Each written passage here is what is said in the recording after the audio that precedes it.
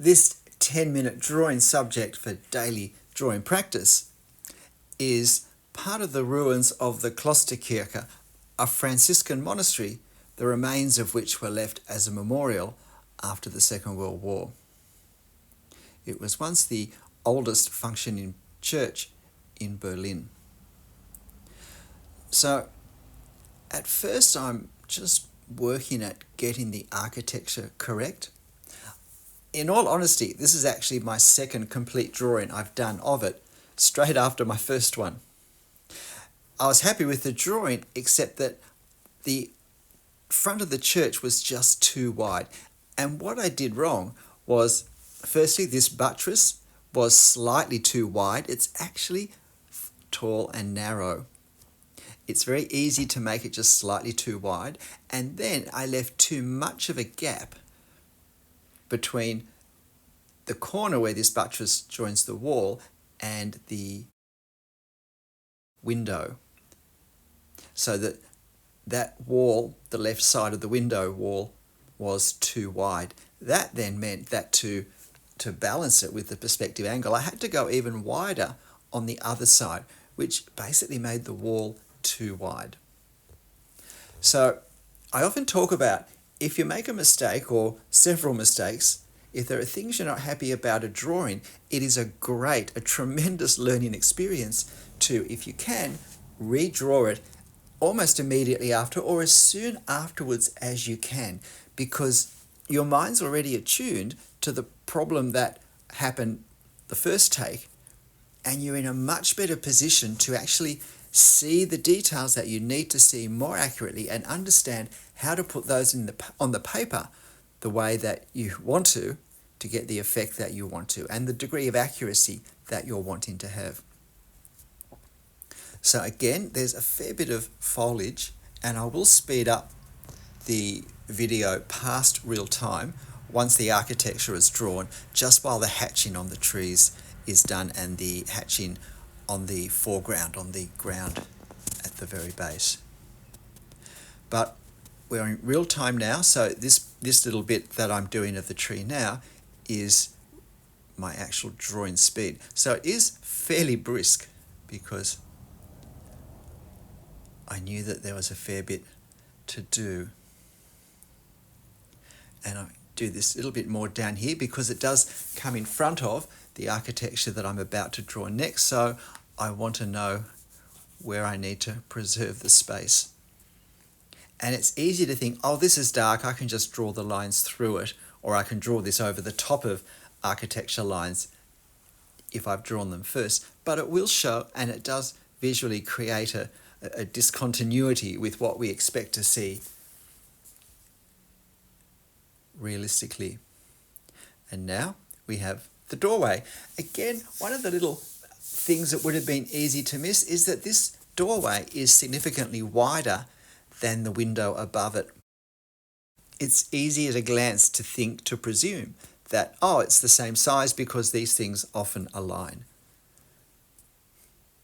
So, careful observation, but using alignment on our reference with what we've already drawn, and then aligning in the same way on our paper with our pen to create ongoing accurate proportions.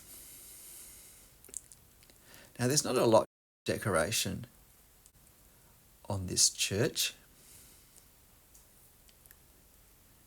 Originally, the church had two thin towers on each side of the buttress, and then this section above, which has been broken off and levelled off during a restoration, went up in a tall triangular shape with more of that decorative banding on it.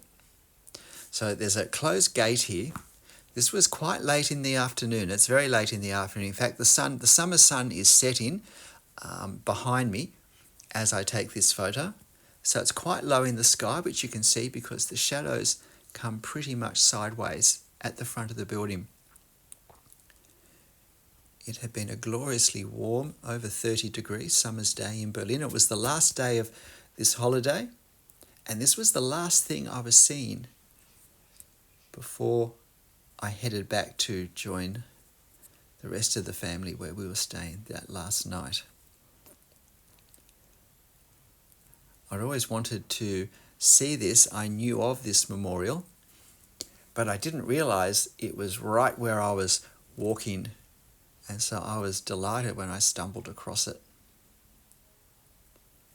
And I actually did a location sketch looking at the other side in a very small sketchbook, a very, very quick, very gestural, really just capturing the silhouette because of the shadows, looking at the rear, the rounded end of the church.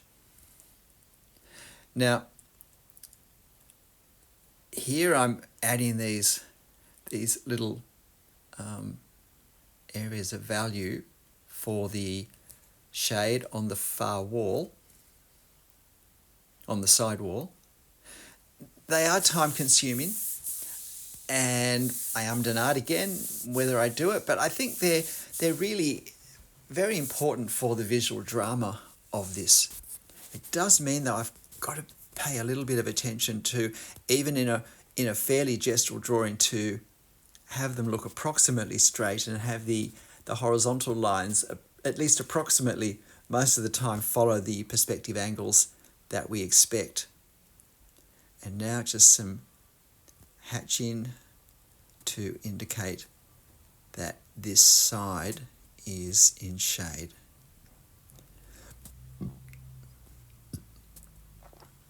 And then I'm just trying to work out what's on top.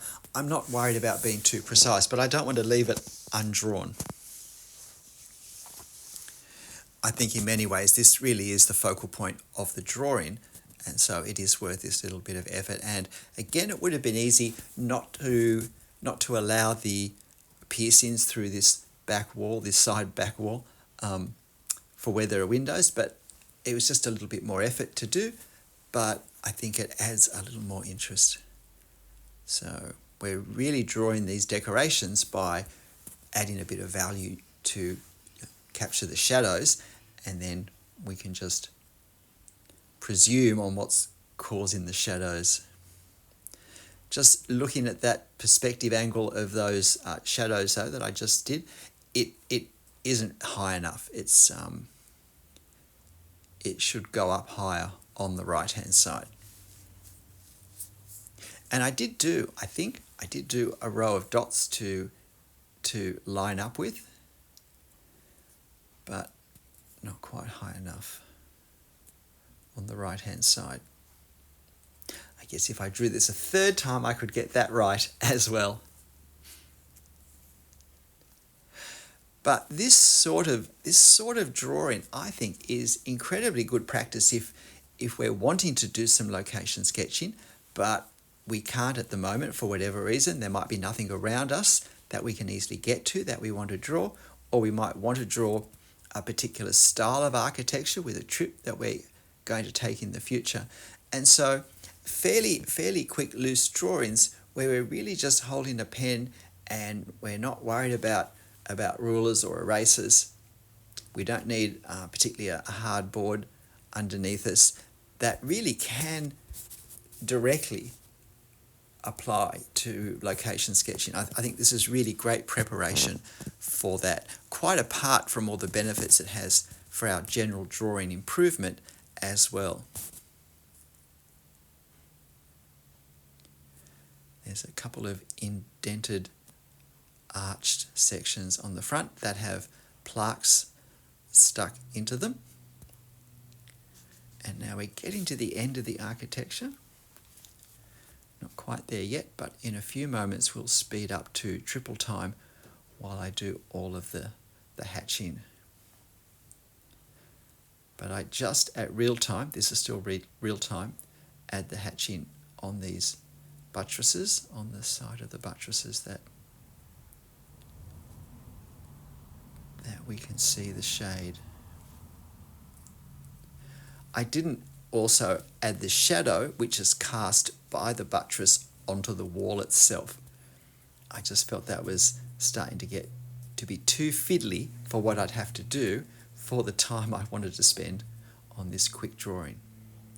So we're still in our 10-minute time frame at this point, but it's just about to end, and you'll see the pen go into triple time. And if you're finding this interesting, please, why not hit the like button right now while you watch me madly do all these foliage shadows.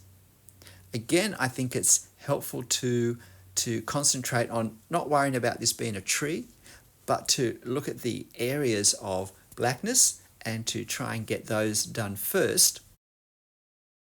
But you'll notice that I'm still hatching over the entire tree surface, and that's because although some parts are in shadow or are shaded, the whole tree, even the parts that are catching the light, are a darker colour than the church next to it. So we want to make the church look a bit brighter, catching that late, low in the sky summer sun. And by getting rid of all the white on the trees, we help that effect more. And I realised I had a bit more work to do with this front section down here. And now we tackle the other tree. Again, this was pretty quick in real time, even quicker now though. And so I wanted to do something to also indicate the ground in front, the shadow that's on it. And you'll notice that I did those lines. I could have just done them all horizontally, but I've actually followed the perspective angle that we get with the ground there. And I think that creates a slightly more dramatic look. It leads the eye up to the church ruins. And you'll notice I've taken care to not let it be too even, but to do some slightly lighter, slightly darker sections on the ground, because I feel that creates more the effect that we have. We don't want it to look like glass, because it's certainly not. And that gets us pretty much to the end of this drawing. G'day, I'm Stephen Travers. I hope you really enjoyed watching this demo. I hope you give it a go and get the photo from my community page. I really enjoyed drawing this. This is a bit of a special building for me for lots of reasons, so it really was a labour of love. I didn't mind drawing it twice in the end, and I'm much happier with these proportions than the first take where the whole front wall was just too wide. But look, whatever you draw and however you draw it, however many times you have to draw it, make sure you have fun. I'll see you next time. Bye.